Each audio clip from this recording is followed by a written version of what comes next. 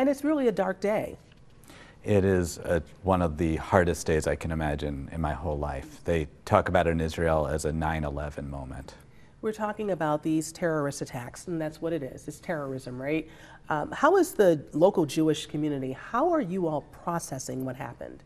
We are in complete and utter shock. I can't imagine a day to learn of this on one of our happiest occasions in the middle of our Sukkot and Simchat Torah. These is our festival holidays at the end of our high holiday cycle, and to come out of that with such utter sadness.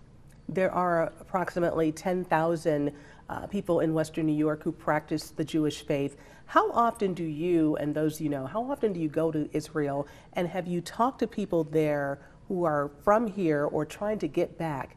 What's the status? Well, first of all, my sister-in-law is just trying to get back. She has she had made Aliyah recently, moved to Israel recently, and she has her 13-year-old daughter that's being watched by my 21-year-old niece as well that's over there. And it is, she's on a plane as we speak, actually, right now.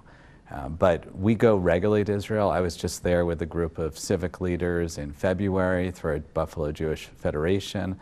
And there's trips, a couple trips usually a year, and people in this area often go in between Israel and America. This dispute, this act of terrorism, really took so many by surprise. And then when you think about it, it does have roots tied to pre-biblical times, right? So with that being the case, when you all see this and you see what happened and the magnitude of it, what's the solution? Well, first of all, this is modern day warfare. You know, the forces that came in there, they had paragliding and ships and thousands and thousands of targeted rockets. This is very different than warfare in the Bible, but this is stepped up, right? It's stepped up. Yeah, this is a region that has war and it's been in dispute for thousands and thousands of years. But really, when a moment like this happens, it's indescribable. It doesn't feel like anything that we've experienced before. To have 800 people murdered on one day, it feels like the Holocaust, actually. What do you tell your congregants? What do you tell them? There's nothing really to tell them, but just to be there for each other. We have so many ties there. Last night we had a service in our synagogue, an impromptu with hundreds of people showing up, both in person and online, and just the mood was utter sadness. Just to be together and hold that space, to know that we are supporting our brothers and sisters across the sea, to know that we're supporting each other. The Jewish world is very small, and we feel deep connections to one another. Yeah, and rightly so. And everybody should feel that connection of trying to help one another, because this is a time where you need comfort, right? This is comfort. Tonight, there is going to be a vigil happening at the Jewish Buffalo Community Center. That's the one in Gettysville, however. Yes. Who's invited to that, and what will take place?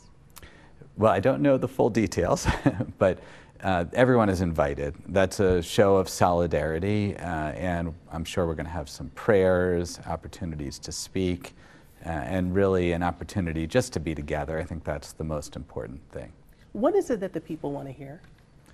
They want to hear that I think, their emotions that they're feeling expressed. You know, the shock, fear, anger, sadness, all these things that they're feeling. They want an opportunity to emote that. This is a deep and troubling tragedy, one that will stay with our community for years and years. And when we talk about security outside of local temples and synagogues, that's important, isn't it? It's very important. We are so blessed here in Western New York to have wonderful relationships with our local law enforcement agencies. They have been so supportive of us throughout the whole process, and they will continue to be. This is not the first time that the Jewish community locally or in Israel has been under attack.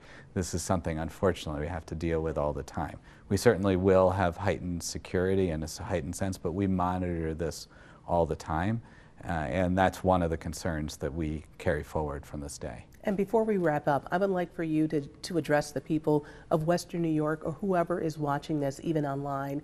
Why should they understand the magnitude of this and why this is something that we all need to keep our eyes on? This event occurred on a Saturday morning before most people were awake.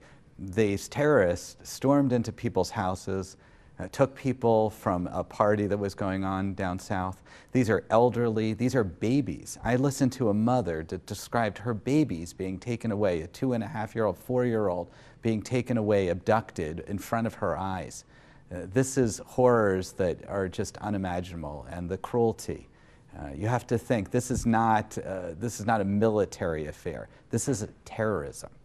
Rabbi Alex, thank you so much for coming in to join us on Channel 2 News at 5:30. Blessed to be here. Thank you.